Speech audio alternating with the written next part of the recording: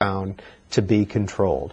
Well, it's time to turn our attention now for the next hour and a half to the topic of the debt ceiling debate and the Cut, Cap, and Balance Act, which was passed by the House last night. Up first, Bob Goodlatte, who is a prime sponsor, the sponsor of the Budget Balanced Amendment. He's a Republican of Virginia. And after him will be Congressman Welch from a Democrat of Vermont and Chief Deputy Whip on the Democrat side, and we'll be right back.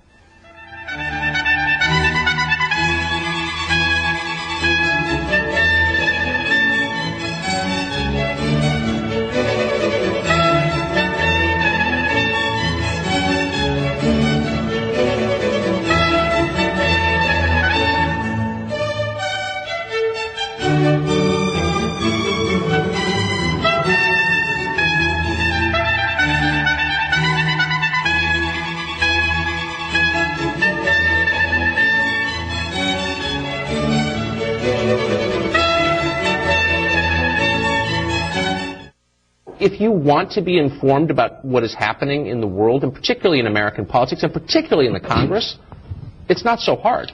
C-SPAN has a digital online archive that goes back to 79 or 1987, where you can basically watch anything that happened in the House or Senate chambers right there on your screen. Like, there are sources of information that were unimaginable 20 years ago.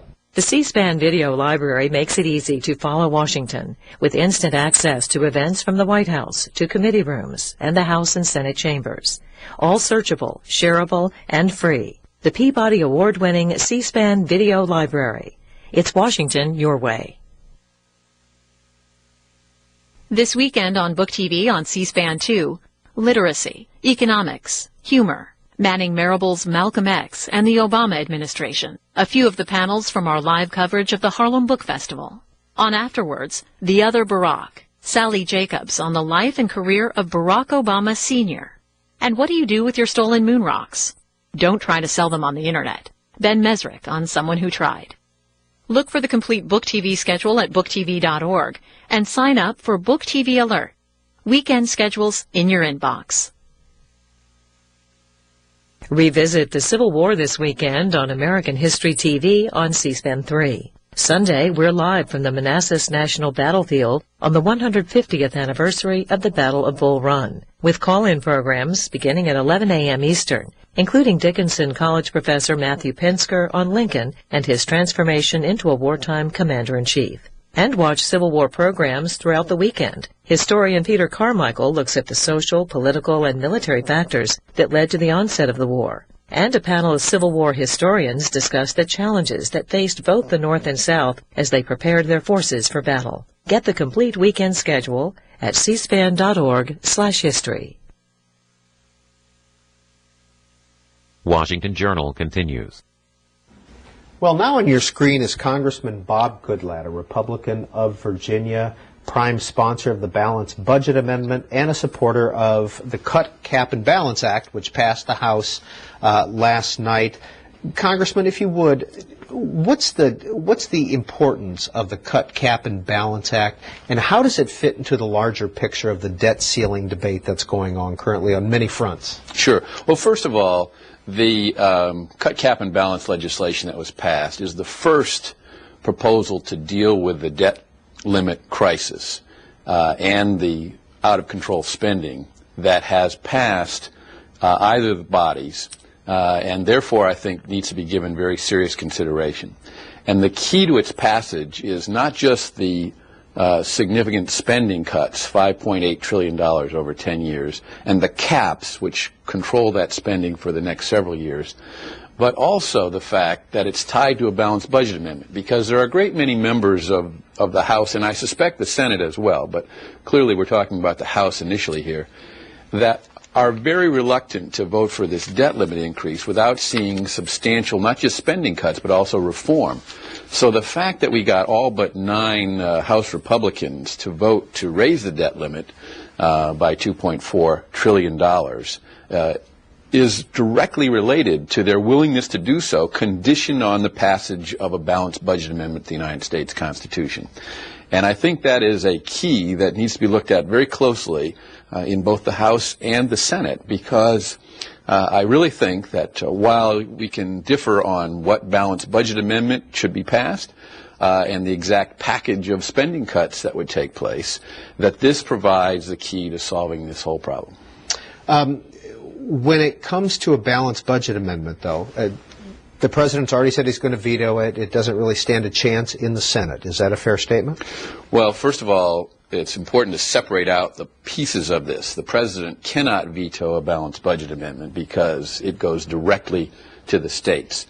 And as far as the rest of the package is concerned, that's unfortunate, I think, for the president to say that, because clearly weeks and weeks and weeks of negotiation at the White House have not resulted in anything that can pass either the House or the Senate. And therefore, looking at something that has passed and then starting from that vantage point to see what the Senate can do with it, I think is a very, very important process. So we're looking to the Senate now to take this up, hopefully vote on it, but if they can't vote on this, they should turn around and send something back to the House so that we can look at how that works. And I have talked to a great many House members and senators about the balanced budget amendment to the Constitution, and on both sides of the aisle, I've probably talked to close to 300 House members on this. And this balanced budget amendment that's included in this package has 130 co-sponsors, but House Joint Resolution 2, which is identical to the balanced budget amendment that passed the House in 1995 with 300 votes and failed in the Senate by just 1 vote, has a majority of House members, including a lot of Democrats co-sponsoring it, and a lot more who are willing to vote for it. So I think this is a key part of these discussions, and the balanced budget amendment should be front and center on the table in the discussions about the debt limiting increase, because the public understands it, and they want a long-term solution to this problem, not just get past August 2nd. Well, when it comes to the debt ceiling debate, 2 other proposals that are out there include the Gang of 6 proposal that is gaining steam, at least in the press, and Mitch McConnell's proposal, and I want to get your thoughts on each of those. Well, first of all, the view in the House, including my view on Mitch McConnell's proposal, is, well, that would be a last resort kind of thing, because it Would you support it? Well, I would have to see what it looks like when it actually takes legislative form. But if it's abdicating responsibility of the Congress to the president, and if it's not constitutional, as a number of people have suggested, constitutional scholars, because it does abdicate congressional Article 1 responsibilities to the President of the United States, then no, I would not support it. With regard to the Gang of 6 proposal, it has some problems, particularly with regard to getting it together, getting it written, giving us something to look at so we can actually judge it. I understand that a number of the so-called revenue raisers in it are offset by revenue reductions, particularly focused on the alternative minimum tax, which would be a good thing to cure. But some of those revenue raisers are indeed simply that, tax increases. And if the principle that our leaders have put forward in the House, that if you're going to close corporate loopholes and do things like that, as long as you apply that to things like reducing the impact of the alternative minimum tax as it affects more and more people in the middle class, that would be something that we would look at, but only if it's revenue neutral. Did you sign the Grover Norquist pledge? The Americans for Tax Reform pledge about never raising taxes? Many, many years ago, yes. Okay. I want to read a little bit before we go to phone calls, and we're going to put the numbers up on the screen divided by political affiliation. If you'd like to talk with Representative Goodlatte, we're talking about the balanced budget amendment, we're talking about debt ceiling and other spending issues. But here's a little bit of Dana Milbank's column this morning in the Washington Post. Get your reaction to it. It's entitled Reagan's New Party. And he writes, "Nobody knows what Reagan, who died in 2004, would make of the current fight over the debt limit. But 100 years after Reagan's birth, it's clear that the Tea Party Republicans have little regard for the policies of the president they claim to venerate. Tea Party Republicans call a vote to raise the debt ceiling a threat to their very existence. Reagan presided over 18 increases in the debt ceiling during his presidency. Tea Party Republicans say they would sooner default on the national debt than raise taxes. Reagan agreed to raise taxes 11 times. Tea Party Republicans in cut, cap, and balance legislation on the House floor Tuesday voted to cut government spending permanently to 18% of GDP. Under Reagan, spending was as high as 23.5% and never below 21.3% of GDP. That same legislation would take federal spending down to a level last seen in 1966 before Medicare was fully up and running. Reagan in 1988 signed a major expansion of Medicare. And finally, under the Tea Party Republican spending cap, Reagan's military buildup, often credited with winning the Cold War, would have been impossible. Well, first of all, some of the comments in there have already been proven incorrect because, as I said a moment ago, all but 9 House Republicans yesterday voted to address the debt limit problem and voted to address it in the amount that the president has requested that gets him past the next election. But we are also very dedicated, as was President Reagan and many others Republicans since then of a wide array of points of view, and many Democrats, by the way, to a balanced budget amendment to the United States Constitution. It's not my idea. It's not a new idea. It has been voted on. It passed the Senate when President Reagan was president, but did not pass the Democratic-controlled House at the time. It passed the House in 1995 and failed in the Senate by 1 vote. Failed in the Senate again in 1997 by 1 vote, and it's back again because the problems are far, far worse than they ever were under President Reagan or any president up until the present time in terms of not only the size of this debt, but the projected deficits for as far as the eye can see. Not only are we facing a $1.6 trillion deficit this year, which is staggering. I mean, far, far greater than anything we ever saw back when President Reagan was in office. But also the projection by both the Office of Management and Budget and the Congressional Budget Office, the administration's green eye shades people and the Congress's nonpartisan green eye shades accountants, if you will, they both say that for the next 10 years, the deficit ranges between $800 billion and $1 trillion or more per year. That is completely unsustainable. We will be where Greece is today in just a few years if we don't change that. The public understands that, and that's why by 75, 80% margins, they support a balanced budget amendment to the United States Constitution. And I think that needs to be front and center, a part of this discussion about what we do moving forward. We certainly do not want to see a default on our government obligations. Absolutely no question about that. And I think Mr. Milbank is misreading the intentions of the overwhelming majority of Republicans in the House, in the Senate, and in the rest of the country when he makes some of those comments. These are legitimate proposals that have widespread support and ought to be treated so by the President of the United States, who says we don't need a constitutional amendment to do our job. Well, apparently not, since just during his presidency, his first term, we will increase that government debt by $5 trillion. He has never in his entire time in office proposed any budget that ever balances at any time in the future. So this is, I think, a real contrast between the president's attitude about this debt limit crisis and ours. We understand there's a crisis. We understand it needs to be dealt with, yes. But we also understand that it's not just about getting past August 2nd so you can go on spending money. It's about making sure that this is stair-step down to a balanced budget amendment and that the government live within its means in the future.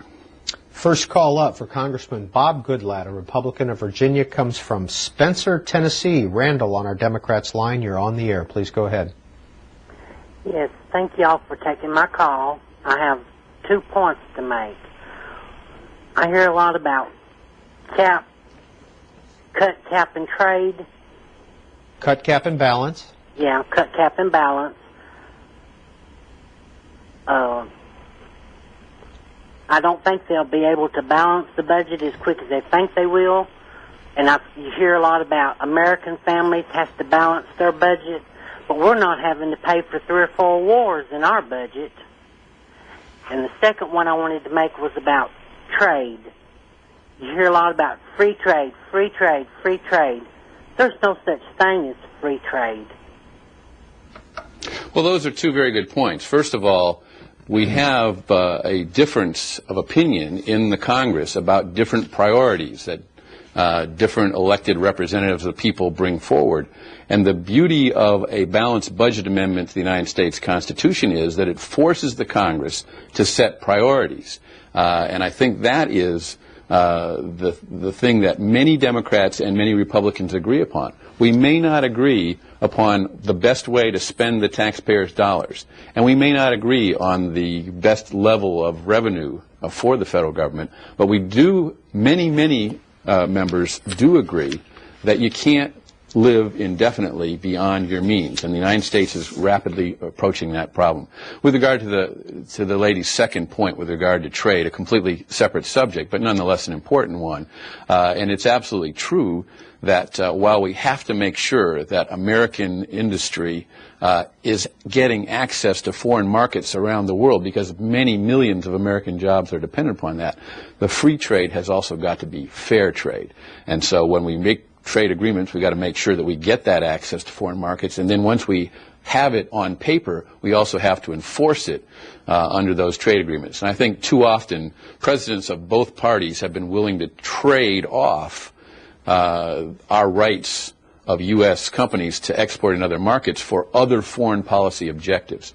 So fair trade should accompany free trade. In other words, free trade needs to be fair to U.S. manufacturers and service providers and others who want access to foreign markets to create U.S. jobs. Congressman Goodlatte in the Washington Post this morning is this article, "Anger at Washington is Rising, Poll Shows." I don't know if you had a chance to see this yet this morning, but over here they have a chart, and for their poll, percentage of people seeing serious harm to which institution if the government cannot borrow money after August 2nd.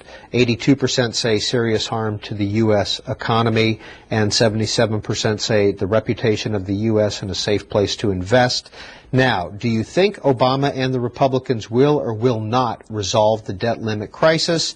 Overall, 54% say yes, they will resolve it. 58% of Democrats say that. Only 39% of Republicans say that. And overall, what do you think is the best way to reduce the federal budget deficit?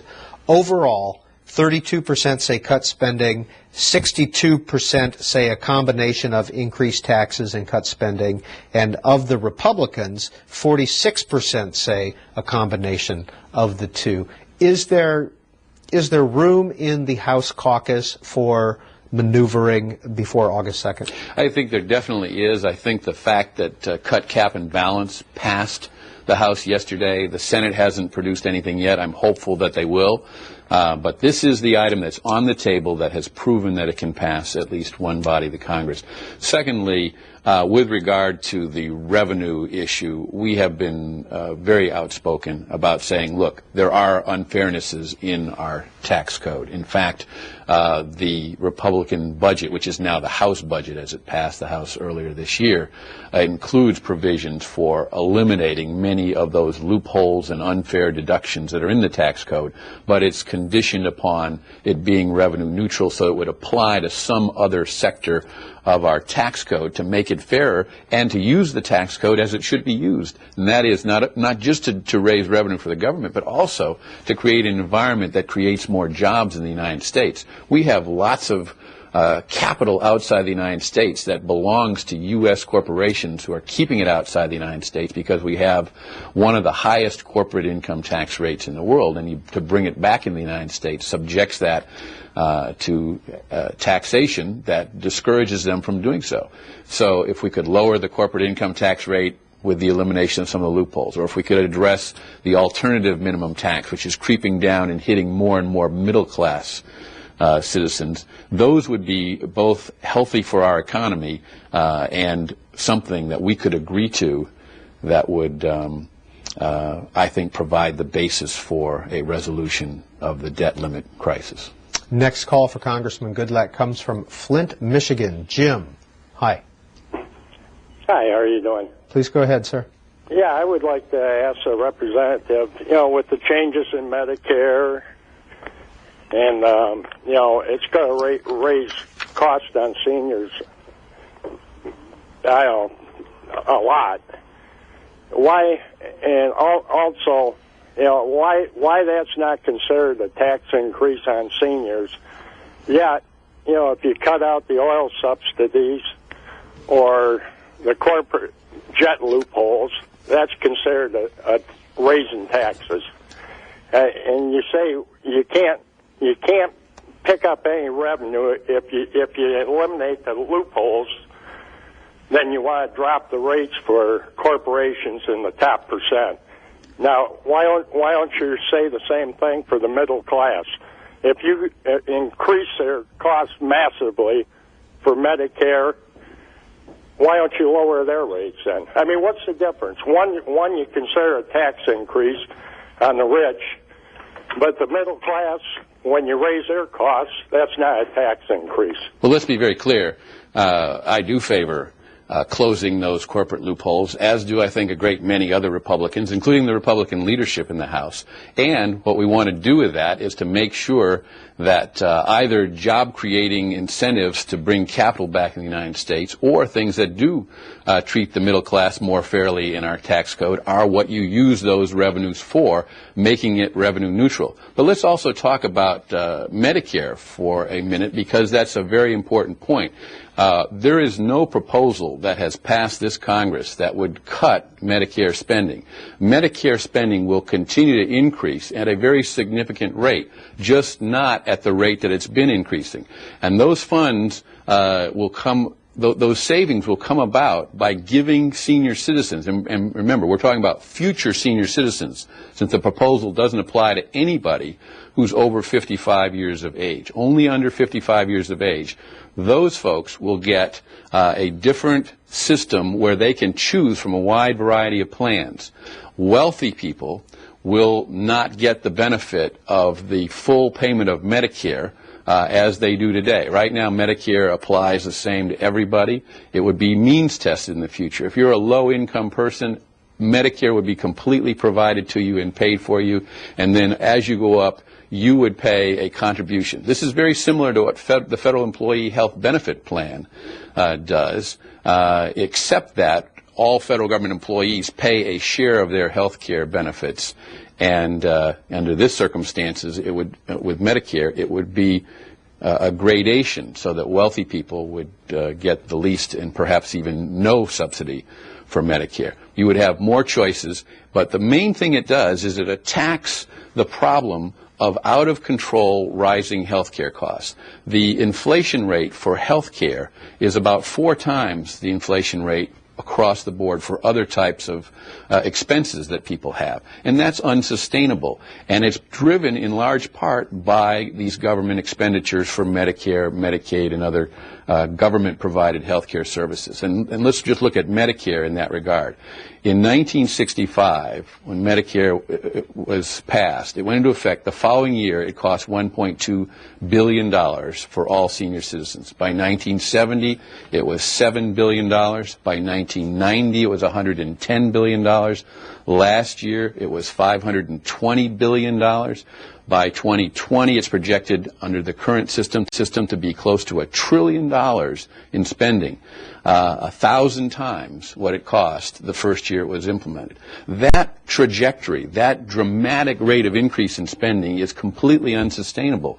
So what senior citizens today and in the future really need to worry about is if we don't change the system so that we control those health care costs by giving insurance companies the opportunity to come in and compete for the health care dollar of each individual senior citizen and the government payments for those senior citizens. If we don't make that change, we will lose this system for everyone now and in the future. And it won't take very long to reach the point where we simply cannot afford it. This is what's happened in many European countries. Greece is the one we talk about the most, but there are many others that cannot control their government programs for their citizens, and that has resulted in the conclusion on the part of many that they aren't going to be able to sustain their government debt obligations, and therefore people don't want to lend them more money. Greece turned around and begged the rest of Europe to bail them out. Last year, Europe did that, and conditioned upon the Greek government making changes in their benefit programs. What happened was the government didn't follow through on those changes, and they're back again this year with an even higher debt to GDP ratio, a shrinking economy, and turned around and begged Europe to help them out again. When the United States reaches that point, and we're not that far behind, when we reach that point, who are we going to turn around and beg to keep us from falling off the cliff? There's no country in the world, no economy in the world that could bail out the United States government. And so we've got to bend this curve now in order to make sure that programs that are very important to our senior citizens, like Medicare and Social Security, remain in effect, but change the trajectory of the increase in cost of them. This is C-SPAN's Washington Journal, and we're talking right now with Congressman Bob Goodlatte, a Republican of Virginia, about some of the spending issues that are in front of the U.S. Congress. Once again, Congressman, how does Cut, Cap, and Balance, which was passed and includes the Balanced Budget Amendment, H.R. 1, your legislation that you introduce every Congress, how does it fit in or integrate with the Ryan budget that was passed earlier by the House? Well, Cut, Cap, and Balance is very much related to the Ryan budget. And by the way, the Ryan budget doesn't balance for 28 years. People have accused it of being very severe and so on, but it, in my opinion, is also going to have to be revisited at some point in the future. I voted for a budget that balanced in less than 10 years, and I think that's what our objective should be. But this has 4 parts to it. First of all, it has spending cuts which total $5.8 trillion over 10 years. It has caps on spending which stair-step down the percentage that the government spends of the total gross domestic product of our economy from currently 25% down to about 20% over the next 10 years. And then it raises the debt limit by $2.4 trillion and makes all of those things subject to the passage of a balanced budget amendment to the United States Constitution. Not ratification by the states. That could take years to accomplish. It simply says we want, for the first time, to see a balanced budget amendment passed out of the House and out of the Senate, which is not easy. It requires a 2/3 vote in both bodies, and then sent to the states for ratification. 49 out of 50 states have one variation or another of a balanced budget requirement in their constitutions. I think the states will ratify this. It takes 38 of them to ratify it before it becomes part of the Constitution.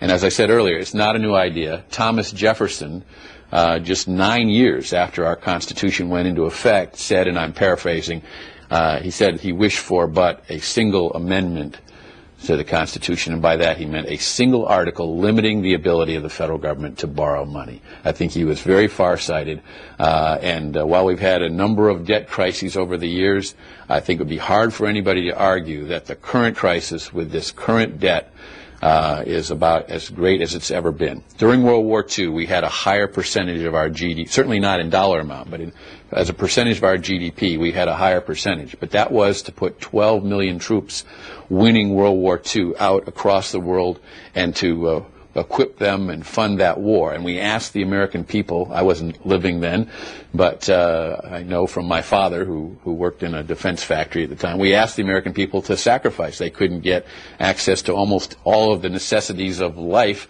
but through rationed coupons, and the economy got very lean. So when that war ended, we were able to bring most of those 12 million troops back home, put them to work, grow the economy, and shrink that percentage of the debt to, over the next couple of decades, to just 30% of our gross domestic product from 100%.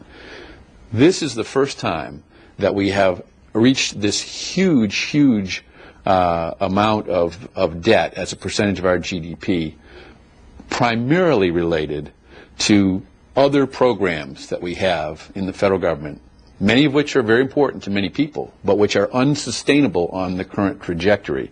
And as I say, no matter what your priorities are and how you think the government should spend money, the beauty of a balanced budget amendment is that it forces your elected officials, both the president and the members of Congress, to set priorities, make those tough decisions, instead of what happens now, which is they try to do it all, and they kick the can down the road toward our children and grandchildren. But it's even more urgent than that. as depressing as it is to think how that could change our children's future, the fact of the matter is that we are close to, in just a few years, seeing an inability to borrow the money that the government is trying to borrow today. And that means that you could be in the situation that Greece is in today, where their economy is shrinking, their ability to provide for their citizens is very much in jeopardy, and they're dependent upon other countries to bail them out. I don't think there are other countries that will bail us out. Next call for Congressman Goodlatte comes from Silver Spring, Maryland. George on a Republican line. Thanks for holding. Thank you. Thank you for taking my call. Just wanted to start out by saying I completely agree with a balanced budget amendment. I think that's pretty much a no-brainer. But the other thing that I wanted to bring out from a revenue side of things, have you ever thought about the tax code as it currently is and the way things are, that we have an income tax where we're actually penalizing people for doing well? You ever thought about the possibility of changing that to, eliminating income tax completely and putting out a federal sales tax? What are your thoughts on that? Well, I very much support tax reform. The two leading versions of tax reform that we have in the Congress are the so-called fair tax, which is a consumption-based tax, as the caller has referenced, and a flat income tax, which was strongly promoted by former Majority Leader Dick Armey, who said that you could fill out your tax return on a postcard. You would fill in the amount of your income. You would deduct, in his plan, I think it was about $30,000. No matter what your income was, you deducted $30,000 from that, and then you paid 17% flat tax on the balance. Both of these plans have the benefit of eliminating a lot of the unfairness in our current tax code, the uncertainty, the wasted resources in completing tax returns and hiring accountants and lawyers and tax preparers and so on to fill this out. The consumption-based tax has the benefit of encouraging savings because you're only taxed when you spend it, and that can help to grow the economy. And it gives us some competitive advantages when we're exporting products overseas. What I have done is introduce legislation that has actually, in previous years, passed the House twice, called the Tax Code Termination Act, or the Scrap the Code legislation. And basically what it does is it calls the bluff of all members of Congress who, almost all of whom agree there needs to be tax reform, but there's no consensus at all here about whether you take one of those two plans or dozens of other plans or simply modify the current tax code. No matter which you look at, there's nowhere near a majority for any of them. So we say, well, let's first agree to get rid of the current tax code. So it sunsets the current tax code effective January 1, 2014, and then allows for 3 years for a great national debate, including a presidential election, in which, at the conclusion of which, we would then have a vote on an alternative new form of taxation, a new code. And I guarantee you, no matter what was chosen, whether it's a consumption-based tax or a simpler income-based tax, it would be fairer, simpler, easier to understand, harder to cheat on than the current tax code. So that's actually passed the House of Representatives twice. You may want to contact your senators if you're interested in that. I've reintroduced it in this Congress. We have quite a number of co-sponsors of the legislation, and it has a lot of interest, and it gets the ball rolling on tax reform, which is always on the back burner. This legislation would move it to the front burner in congressional debates. Congressman Goodlatte, JAH08 tweets in to you, Representative Goodlatte, please explain why Republicans oppose the pay-go rule. Well, I think the concern is that the fact of the matter is when you have government spending, it is certainly good to pay as you go. And we do, in fact, have that in terms of spending. I think the criticism is that we should also have it when we have tax reductions. And we're saying as a part of these negotiations, we're fine with that as long as if you're going to have tax increases, we have offsetting savings. We think that tax reductions help to stimulate the economy, help to grow the economy. We think there's a lot of evidence to support that, and therefore we've moved away from that. But the reality is, and I don't disagree completely with those who say that you can't cut taxes a lot in this environment.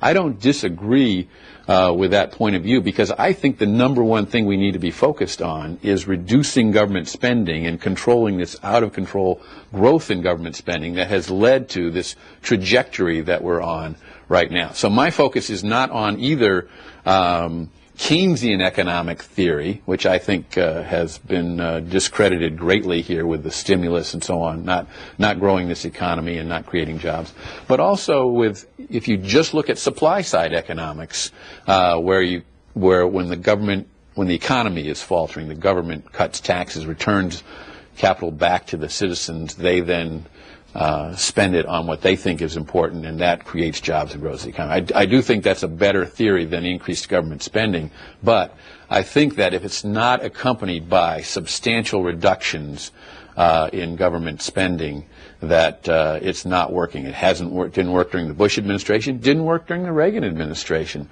The fact of the matter is, debt has gone up through all of these periods of time. The only time that debt went down for a short period of time was at the end of the Clinton administration. We had a Republican Congress and a Democratic president. We had the government shutdown in 1995 that you and many others may recall. And after that, we had not a cut in government spending, but a decrease in the rate of increase in government spending. And that, coupled with a growing economy, led to 3 or 4 years in which we balanced the budget and actually paid down $500 billion on the national debt. So I think when you couple economic growth and the incentives for that with fiscal austerity, you are in the best environment, and that's where we need to get right now. We need to cut government spending. Philadelphia, Neil on our independent line. Please go ahead with your question or comment for Congressman Goodlatte. Good morning, Congressman Goodlatte. Thank you for your time and your service. I want to let you know that I voted for, in the last 4 or 5 elections, I'm an independent, and I voted for either party, and I'm all for common sense and solutions to problems. But I'm listening to you, and I hear that you sound very rational in your explanations, and in the way that you deliver it, in the way that you're talking about solving these problems for our country.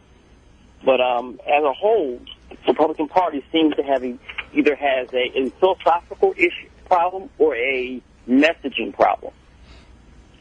Because what everyone's hearing, or at least what the public is hearing, and it seems to be catching on, is that other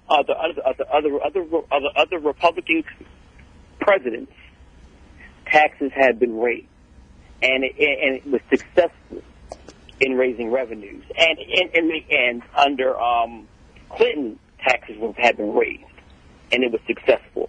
But all the public is hearing is that the only people that you want to, that as a Republican Party, you're interested in having bear the burden are educators, students, children whose daycare, whose full day kindergarten and other policies that support those that are in poverty, and elders and seniors are the least of ours.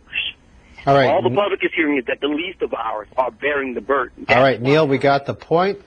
Congressman? Well, first of all, the messaging problem is always a fair one. When you are the party that's outside the White House, you don't have the bully pulpit.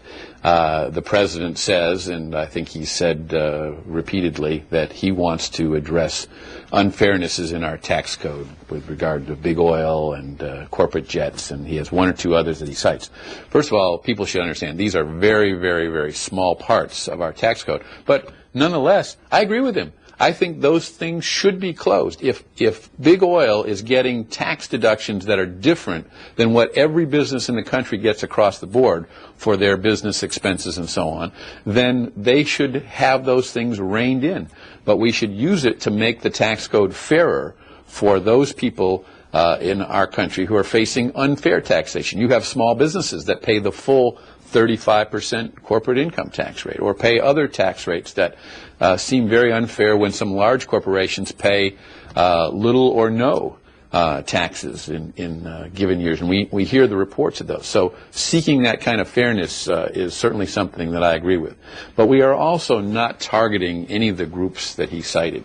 Government spending across the board for almost anything you want to name has increased very significantly in recent years. And we've got to curtail that. We want to do it in the way that makes the most sense for the good programs, the programs that people are most dependent upon to continue to exist, but to operate better and achieve savings at the same time. And I'm absolutely convinced that you should do that. We have to look for savings in every part of our budget, and that includes, by the way, defense spending, which is something that Republicans also get attacked for, sometimes fairly, by the way. The Defense Department has a lot of waste in it, and I think we could have a more effective military operation that's leaner and costs the taxpayers a lot less money. When former Secretary Gates says that there are some privates in the Army that have 100 levels to go through in the chain of command to reach him, the Secretary of Defense, about some input they want to have into the process, that indicates too large a bureaucracy.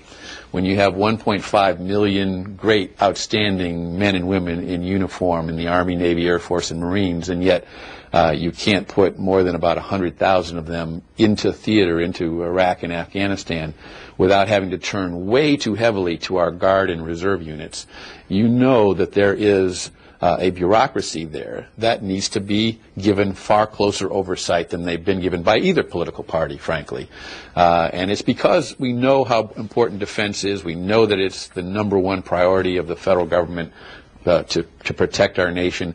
But it doesn't mean that they should get a blank check. We should be looking to achieve savings there as well as in virtually every other part of the federal budget. And last call for you comes from Taylor, Alabama. Nope, sorry about that. It comes from Harrisonburg, Virginia. Is that in your district? That's my district. This is George on our Republican line. Go ahead, Harrisonburg. Good morning, sir. George, here in Harrisonburg. Mr. Goodlatte, we do thank you so much for your service. Is there any way to get rid of capital gains or reduce it? Is there any way to get rid of the death tax? And we do appreciate your service, sir, and we know you have an uphill battle, and we're behind you 100%. Well, thank you. I do believe that reduced capital gains tax do help to incentivize investment in this country. Many countries don't have capital gains taxes, so we have to take that into account when we consider decisions that are made for investment purposes. But as I said earlier, this is a very difficult time to look for additional tax cuts. We were successful, and by the way, the capital gains tax rate is at a reduced rate right now. So we want to definitely make sure we keep it that way. But reducing it further or eliminating it is going to be very problematic as long as we have these huge deficits and this piling up national debt. On the other hand, with regard to the death tax, which I think is a very unfair tax that basically is double taxation, I think that we reached agreement with the President to extend the current situation for another 2 years, and the death tax does not exist right now. I think that that will be another issue we'll take up in a year or two. I think that for smaller communities like Harrisonburg and the other cities in my district, what often happens is if you have a very high death tax or estate tax, you wind up having a family that has to sell a business in order to pay the tax. That often gets sold to a large corporation, a national or even multinational corporation. You lose that local community involvement, charitable contributions that come from a local family owning a local business. The same thing is true with agriculture and farms.